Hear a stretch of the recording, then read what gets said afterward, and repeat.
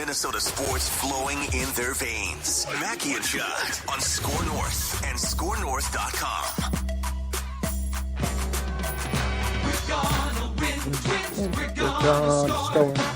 We're gonna win. Wow. Breaking Twins news.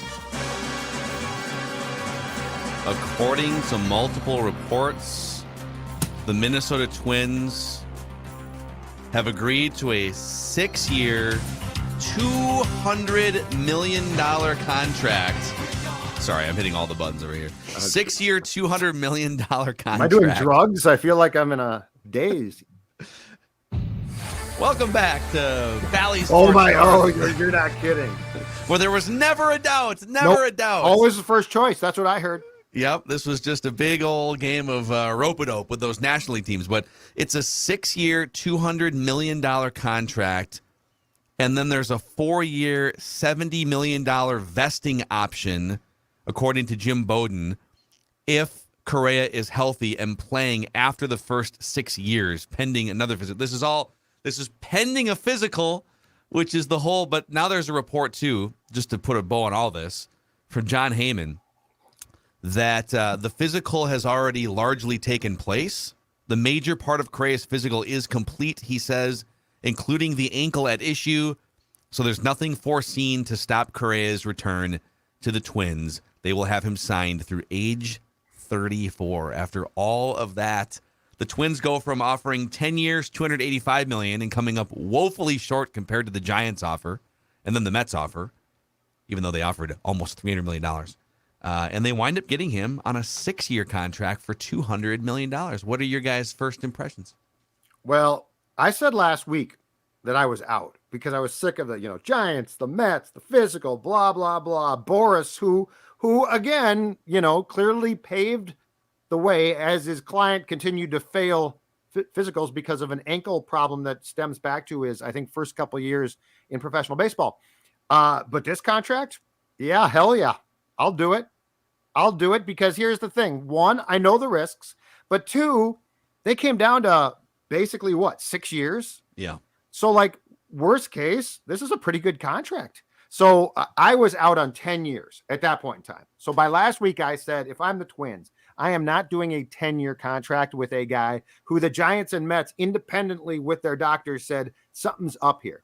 And by the way, just to be clear, although this problem has not bothered him a lot since he originally broke the leg/ankle way back when, these doctors don't just invent stuff. There's concerns about getting insurance on contracts. There's concerns about length of the contract based on what they think the player's shelf life is from various previous problems like this. But I actually think that the Twins stumbled their way into a situation that I'm not going to object to, Phil, based on the 6 years. I feel like every time I praise the Twins for a move, we find out later on that player was previously injured. In this case, we all know, eyes wide open going in. Exactly. There's a long-term ankle issue of some kind. So this is actually, when he initially agreed with the Giants back in December or whenever that was, there's a report here. I'm just reading this. This is one of many, but from KMBR, which is big San Francisco radio station.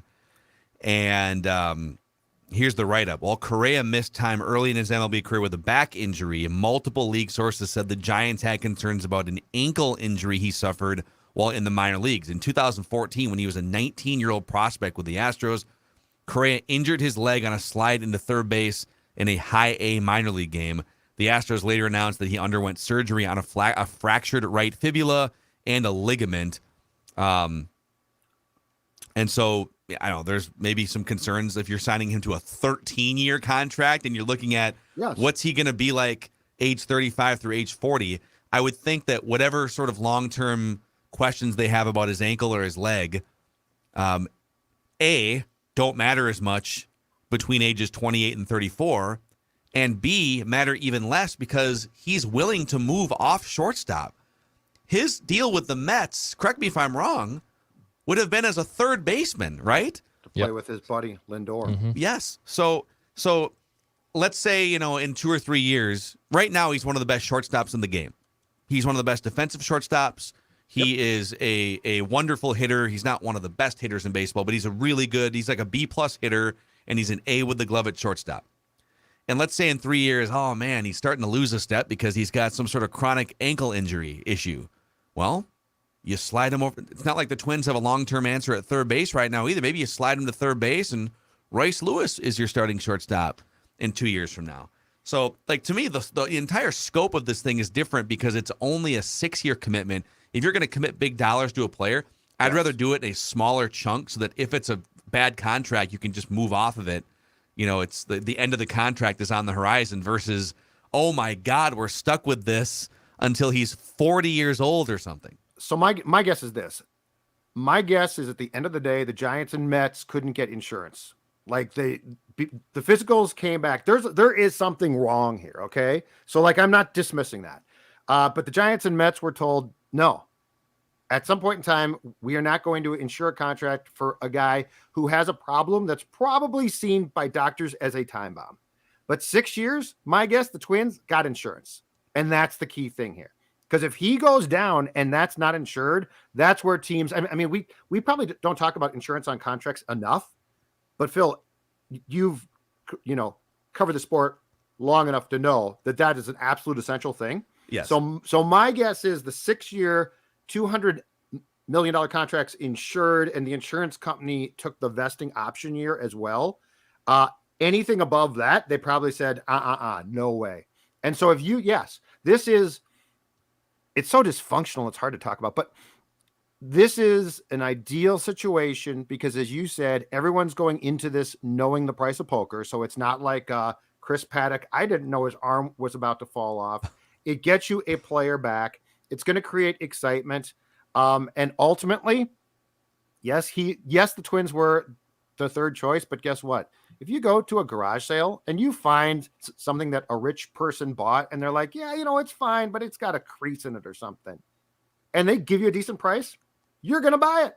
So they were his third prom date option. And you know what? They just kind of sat there and said, well, it's fine, whatever. Yeah.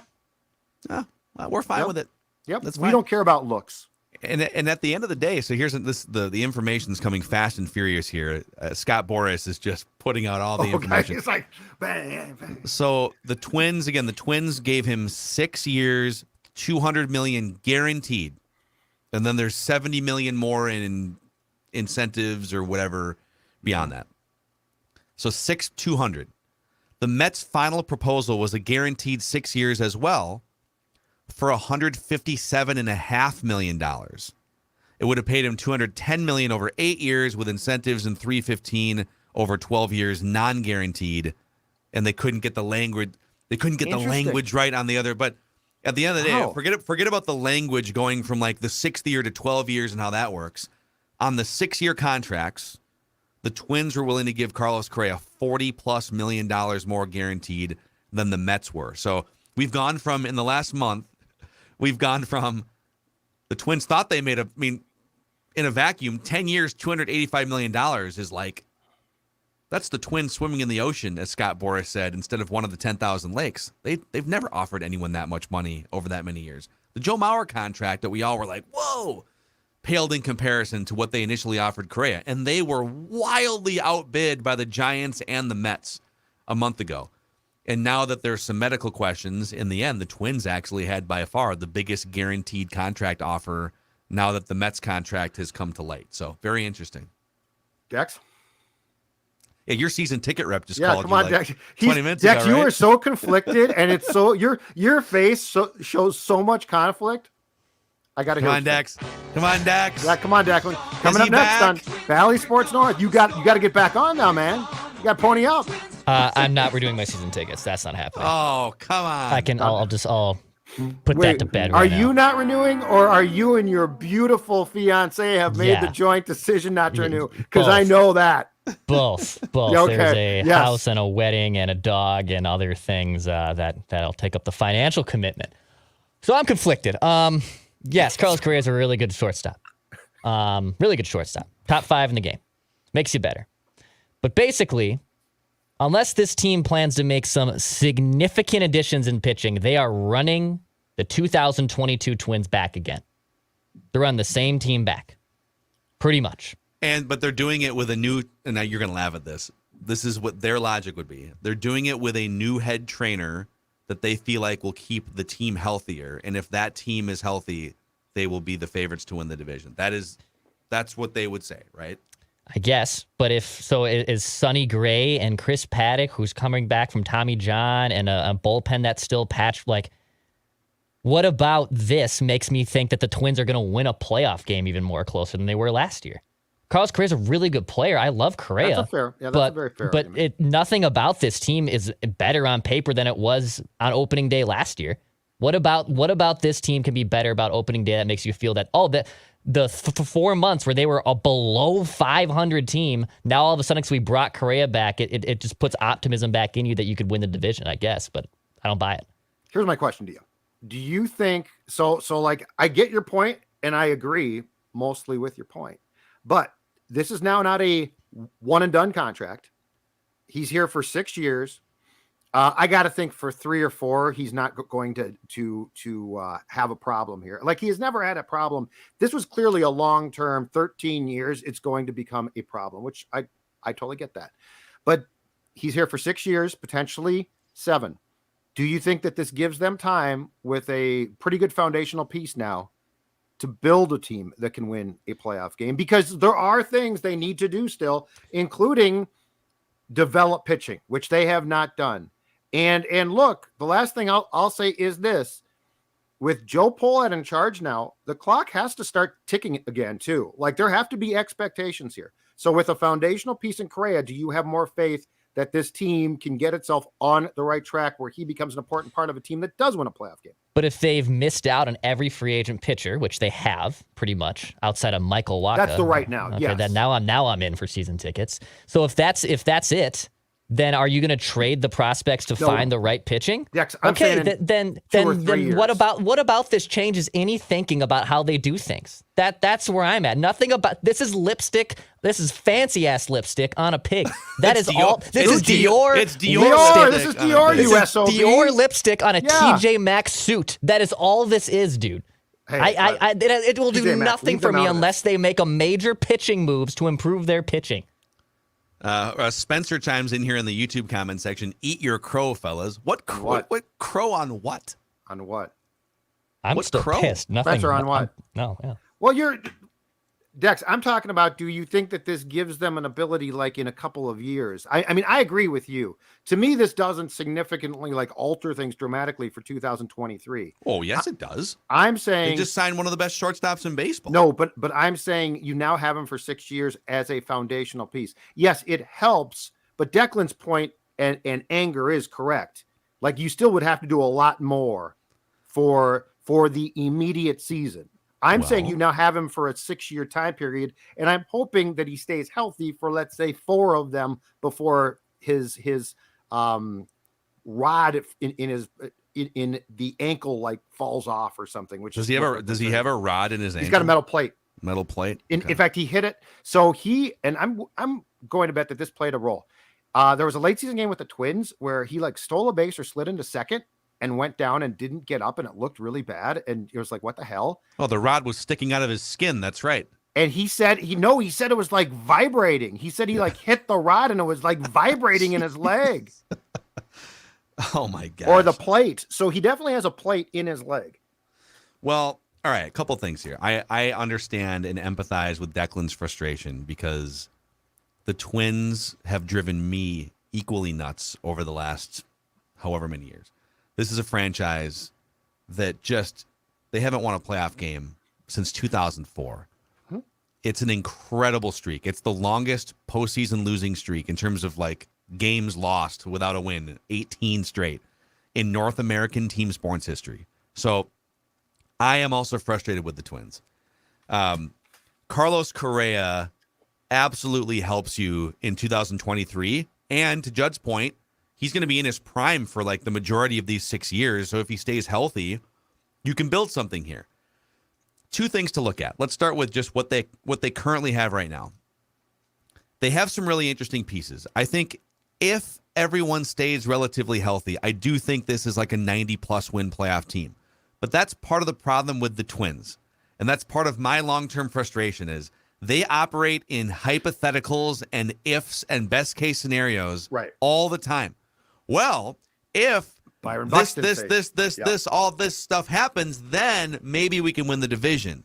Yep. And that list of ifs, you just said one of them includes if Byron Buxton plays 120 games, which he never does, if Joey Gallo can be brought back to maybe the form that we saw in Texas a few years ago, which, I'm a big Joey Gallo stan. Maybe there is a comeback there, but it's not a high likelihood that happens, right? If Tyler Mahle and Chris Paddock come back from shoulder and elbow problems to contribute as, playoff rotation caliber starters. If Alex Kirilloff's wrist, if Royce Lewis's injury heals again, right? And even like the bullpen, if Jorge Alcala can come back and be the guy. So there's about 7 or 8, and I haven't even listed them all, major ifs that need to happen in addition to Carlos Correa for this team to really compete. Yes. How likely is it that you're going to check all 6 or 7 of those boxes? Maybe 2 or 3, right? Maybe 4.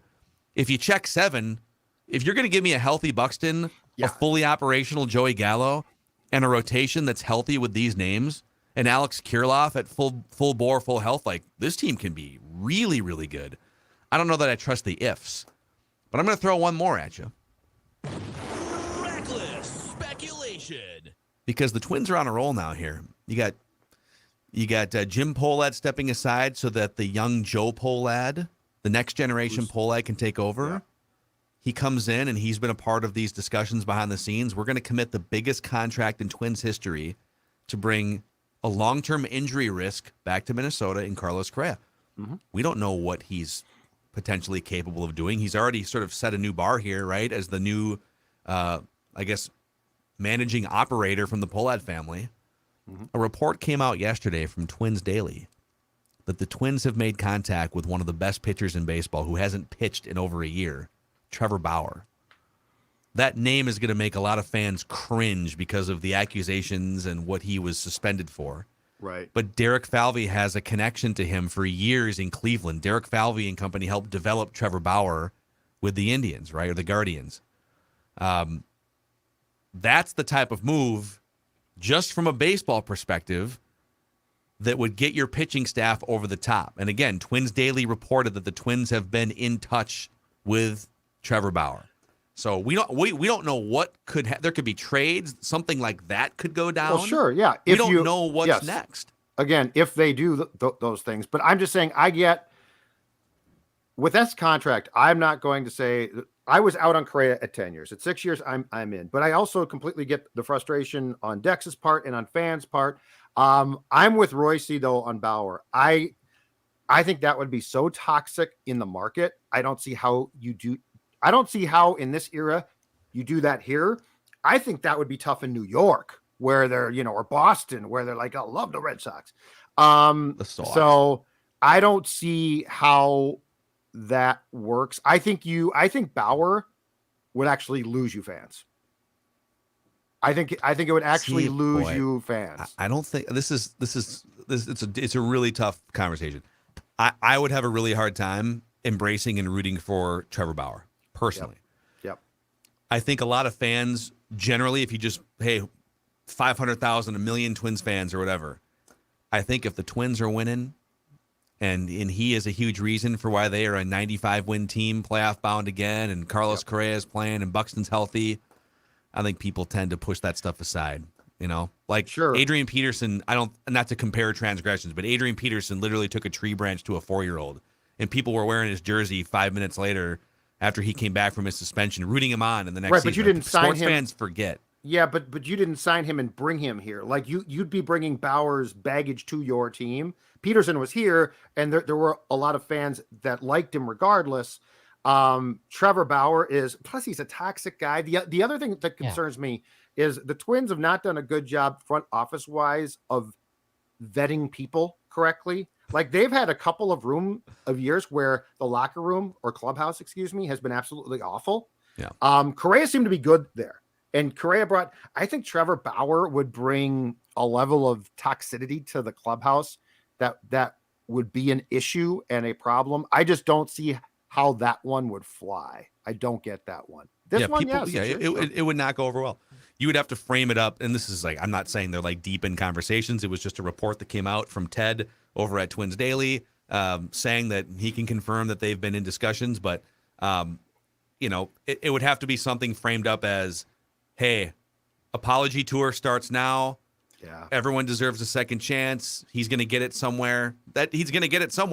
So, but I'm curious. generally with you that a bigger market that can kind of absorb it more, like a New York, or, I mean, he left LA, but in a smaller market like this, a provincial market, Midwest, it would be tough. But it's the type of thing that would put that questionable pitching staff over the top. So I had to throw it out there for you guys. It's Dexter, interesting. are you in yet? Have you've had 5 minutes to call your ticket rep back, and you're not not going to text him back? Dex, you look more pissed off now than I've seen you all winter at the Twins. You waited forever to sign him. He played you 3 times. It was he a played you process that had to 3 play. times. He played. You didn't make any other backup plan. Your backup plan was Joey Gallo, a better athletic Kyle Miguel Farmer. Sano. Don't That forget was Kyle your Farmer. that was your backup plan. Who's breaking this news to Kyle Farmer, by the way? Hey, Kyle. Yeah, so sorry, Kyle. guy. Excess of riches now, you guys. You got Kyle Farmer, one of the great Reds from last season. It might take them legitimately a year or two to get the proper pitching involved to do that. And Judd's right that he's a core piece in his prime. Correa is that maybe you can build this thing out. But unless there is a major shocking move where they trade legitimate prospects to bring in really top-end pitching, nothing about 2023 screams, we're winning the pennant and let's go. Nothing about it screams that to me. Yeah, How they about will one need. playoff game? Well, yeah, let's start there. How about a one playoff? Yeah. Well, they will. There's probably still, my guess is this was the big thing, right? That they've been focused on for the last 2 months. And so, and to Declan's point, there really wasn't like a safety net move. Joey Gallo isn't like a backup plan to a franchise shortstop in his prime. He's a corner out. He's Miguel Sano 2.0 in a lot of ways. Like he's like a more durable version of Miguel Sano. Carlos Correa has now essentially fallen in their laps twice. Yeah. But this time, the good news is, and you said it, this is not just a 1 year sort of bridge. This is his landing spot for 6 years. We don't know what the trade clause situation is. If there's like an ironclad no trade or a partial no trade, that has not come out yet, from what I've seen. But what I was going to say is their next step now is some of these names that have been floating around as trade candidates, like Max Kepler, even Luis Ariz. His name has been floating around. Maybe you sell high on a great career season that he had as a guy that he's kind of positionless. He's like a 2-tool player that's really good at those 2 tools. He's a Gold Glove for finalist at first base, Phil. What are you talking about? He's one of the great first basemen. Yeah, he's it's not one of a the long stupidest term. things I've ever seen. So there are other moves to be made, but to Declan's point, do they have the capital if they want to land a top of the rotation caliber starter, or would they should just be landing another good depth like number 2, number 3 starter, which would help as well. So we'll see. I like it. I don't know why Declan's all Buzz Killington here today. It's a 6-year contract. It's a good contract for one of the best shortstops in baseball, and it makes the Twins better. You know what? So maybe I'll call Declan's season ticket rep back and take him. Swoop in. Oh, that'd be awesome. Tickets are available. Tickets are yes, good ones too. You know what, too? This comes down to one thing too. This is not can you go out and sign the biggest free agent starter. This is I have one question. Can you develop pitching now? Like, are the guys coming up? Because that's what you have to do. Can you develop pitching? If you can't, then this regime's been a failure. Yeah. They were brought here to develop pitching. Mike J. Mackey is wrong again. How he mocked the Twins over and over and over. Yeah, I mocked the Twins for getting played by Scott Boras. And they did. Like, they got played and used, and they were the backup option to the backup option. You know what the Twins are? The Twins they still wound up with him, and that's great. The Twins are now the home of really top end used cars. We got a Buxton, we got a Correa, but that's got a ding on it. Show me the Carfax. Oh no, it's fine. That Buxton, Show me the Carfax. It's purring. Do you know how many things are wrong with that Buxton? Oh, don't no. I'm gonna give you a good deal on that Buxton. That's what it is. Oh my gosh. Used car lot. I know you guys are going to get Doogie in for the bonus scoop session here before too long, but any other thoughts now that Carlos Correa is back in a Twins? Nice little 24 hours for Byron Buxton, by the way. He's a Georgia Bulldogs fan, and they nice. put a shellacking on TCU. Now he gets his buddy Carlos Correa back to help ratchet this thing up for the Twins. Any other thoughts from you guys? I think it's a win given the contract. It's going to create some buzz about a team that had zero. I'm with Dex. I don't think that this puts them in a position to like now win a playoff game or the division. But in our jobs, I will certainly take anything that draws conversation and excitement. This morning, I woke up, zero involving the Twins. Now there's some. So this is a win for the Twins, but more importantly, it's a win for Sports Dad. Yeah, I mean, if they really want to win old Dex tweets over here and get more excited for the 2023 season, it's changing the thinking and changing the fact of, hey, we did this, and now we're just gonna roll. Go do something more. Go do something more. Now, unfortunately, I think your time is too late to going to add a free agent because there's no other free agent out there. So do you want to show that you have the stones and you're going to say, hey, we're going to trade one of our top prospects and bring in the right pitching? Then I'm all for it. But to this developmental plan and running it back, I don't know. I need way more than just running this back to get excited about the Twins. The Twins have caused some relationship damage here with us and Twins fans. But the first step to patching that relationship back up is to bring the franchise shortstop back on a deal that was smart, right? And this is, again, I want to reserve the right here. We don't administer physicals. We are not medical experts. 2 other front offices found that this was basically like a no-go after looking at him closely. The Giants were just out, not even like, oh, let's negotiate this. The Mets said, let's negotiate this. We're not going to give you the $350 million that we said we were going to give you, whatever it was, $315.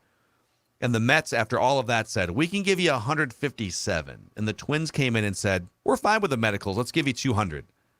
So I'm going to build in a little wiggle room here for the unknown that if the Twins just kind of desperately came in, if there's a chronic issue and 2 other teams flagged it and the Twins didn't, yeah, then they will deserve to be criticized. The Twins take on a lot of risk willingly, right? The Byron Buxton contract, a lot of risk. They knew the injury risk. You could have Googled, and shame on us for not at the time of the trade, Chris Paddock elbow, partially torn UCL before they traded for him. Blows up in their faces. Tyler Mahle, shoulder. Like, the dude was on the injured list. So this front office has a large appetite for injury risk, and it has blown up in their face a lot. But they're staying aggressive. So I will commend them for staying aggressive without knowing all of the injury information. And now we will see. Are there other moves that can improve their pitching? Can some of these young players come back and be healthy? Basically, the franchise to me rests on Buxton, Kirilloff, Royce Lewis. Those are your 3 young core nucleus players that are injured and on the shelf. You need those 3 guys to be healthy and effective for any of this to really matter. Pitching or Carlos Correa. You need those 3 dudes to be healthy and effective. Kirilloff has a bone missing from his arm. Lewis has a twice torn ACL. Buxton, God knows what's wrong now. Yeah. And Correa has a plate in him. But they have a new trainer who hopefully can help fix. What's a new trainer going to be like? Some of this a stuff. Magician? Zippity down, you're fixed. Amazing. All right, boys. We're going to say goodbye here on this emergency episode of Mackie and Judd. Carlos Correa is a Twin. His wife can now shop at all of the Dior stores in the entire state of Minnesota, and they can enjoy the state fair and all of the comfort foods that they want. Juicy Lucy's. You can burn the roof of your mouth and your tongue on a Juicy Lucy. It'll be a great, slightly overrated experience. 6 years, $200 million. What are you talking about? Juicy Lucy, we love you. I'll just put the cheese on the top of the burger. Score North loves you. All right. We'll see you guys.